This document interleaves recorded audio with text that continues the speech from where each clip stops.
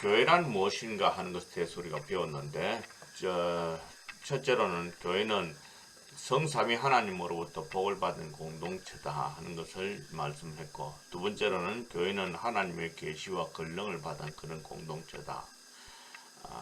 그렇게 말씀을 드렸고, 세 번째로는 교회는 역사의 중심이다 라고 말씀을 드렸습니다. 네 번째로는 교회는 새로운 생명을 가진 공동체다 하는 것을 말씀을 드렸고, 다섯 번째는 교회는 예수님과 연합되어진 그런 공동체다 라고 말씀을 드렸었습니다. 지난번에 우리 석기 선교사님께서 말씀하신 대로 기관이라 하는 말보다도 공동체라 하는 말을 사용하는 것이 더 좋지 않겠는가. 그때 제가 정말 귀한 용어를 받았던 것 같고, 그래서 지금 앞으로는 기관이라는 말 대신에 공동체라는 표현으로 사용할 수 있도록 하겠습니다. 여섯 번째로는 교회는 하나다는 겁니다. 인종과 문화와 그리고 언어를 달리한다 할지라도 그리스도 안에서 하나가 되어졌다는 것, 그것을 이야기를 하고 있습니다. 사실상 교회가 하나가 되어졌다는 것, 말도 다르고 풍습도 다르지만 하나가 되어졌다는 것은 굉장히 놀라운 일이죠. 그래서 이 세상에서 예수 그리스도를 중심으로 하나가 되어졌다는 것을 이제 에베소서는 이야기를 하고 있습니다. 그리고 에베소서에서는 이 교회는 하나님의 영광을 위하여서 살아야 될 공동체다 하는 것을 군데군데마다 얘기하는데, 특별히 제일 처음에 교회라는 것에 대한 언급을 하면서 교회라는 무엇이냐 하는 것을 언급을 하면서 복을 받은 기관이라는 것을 말씀드리고, 그렇게 복을 받은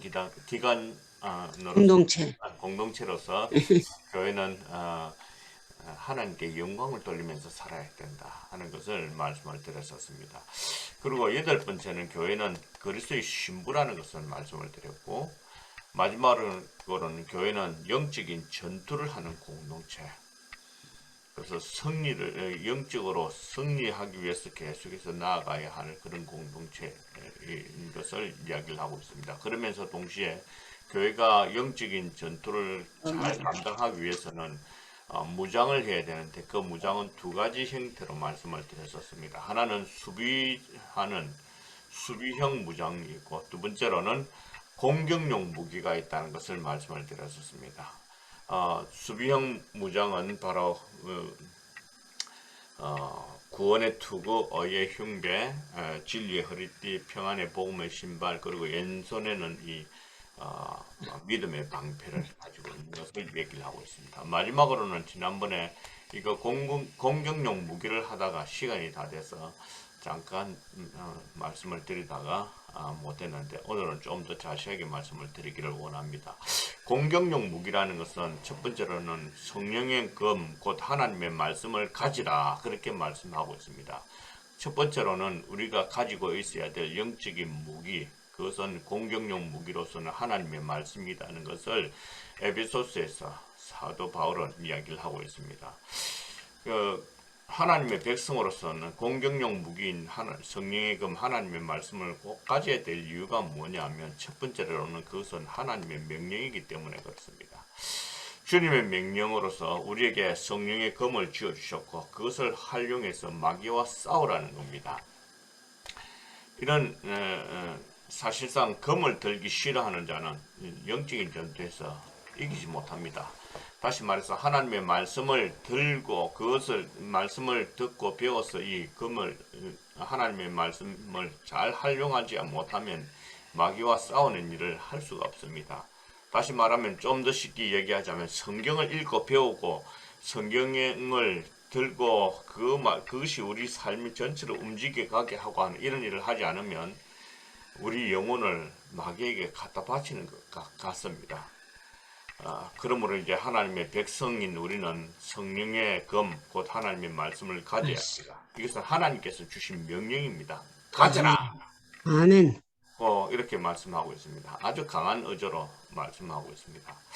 하나님의 말씀을 우리가 가지기 위해서는 어떻게 해야 되는가? 그 성경은 우리가 하나님의 말씀을 읽고 듣고 평소에도 공부하는 시간을 가져야 됩니다.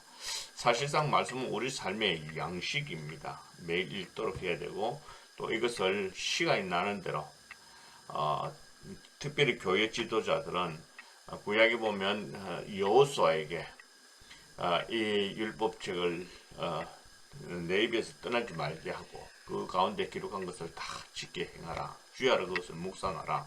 라고 하는 하나님의 말씀을 묵상해서 내 것으로 삼기 위한 노력을 시시때때로 해야 된다는 겁니다.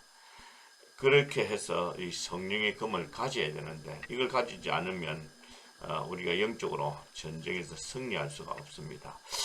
이 성령의 검이 있어야 우리가 영적인 전투에서 이길 수 있는데 앞에 말씀을 드렸던 이 구원의 투구를 비롯해서 이 방어용 무장들은 방어만 할 수 있습니다.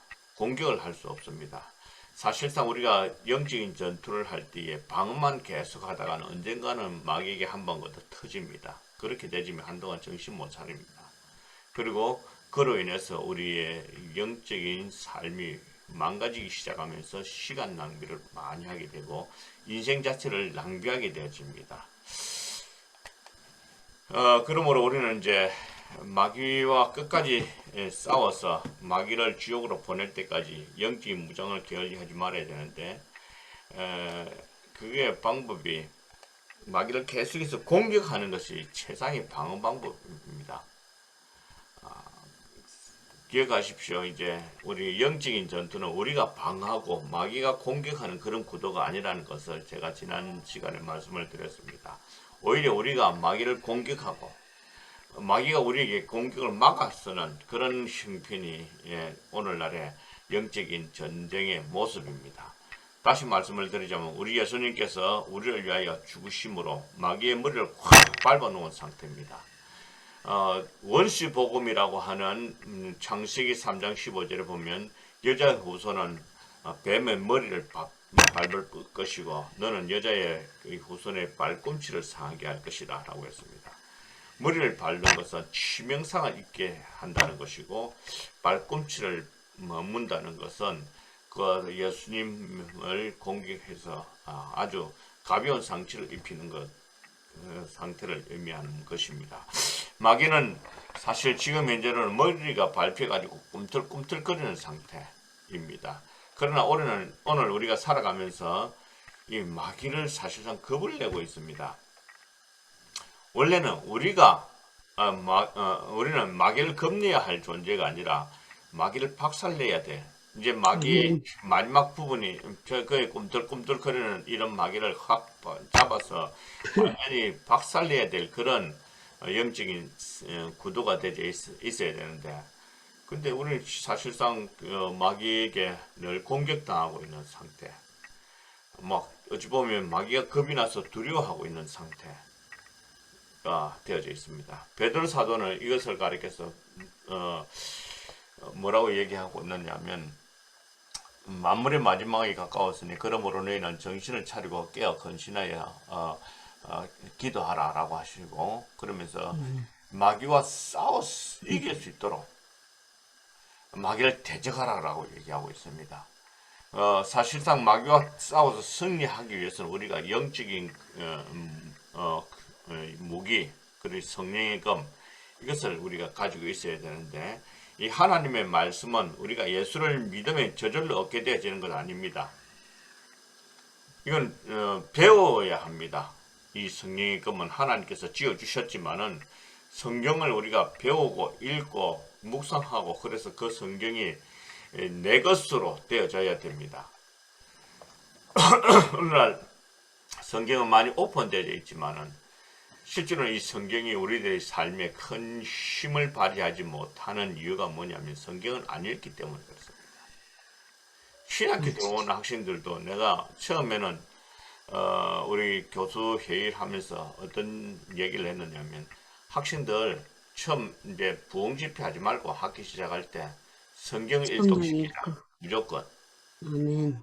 한 주간에 이렇게 딱 같이 합숙하면서 수업을 들어가기 전에 이제 한 주간 동안 계속해서 수업 시간 대신에 성경만 쫙 읽도하게 하고 그리고 이제 마치고 난 다음부터 수업을 탁 시작하게 하고 한 학기 동안 그리고 막 학교 마치고 시험 다 치고 난 다음에 또 한번 성경을 일독 같이 시키는 겁니다. 교수들하고. 그렇게 하고 그렇게 하면 1년에 4번 읽거든요. 적어도 이제 대학원 3년을 지나는 동안에 12번 이상 읽을 것인데 최소한 졸업을 할 때까지는 한 20분 정도는 통독을 해야 돼. 그게 안 돼. 맞아요. 그걸 못 하겠다는 거예요.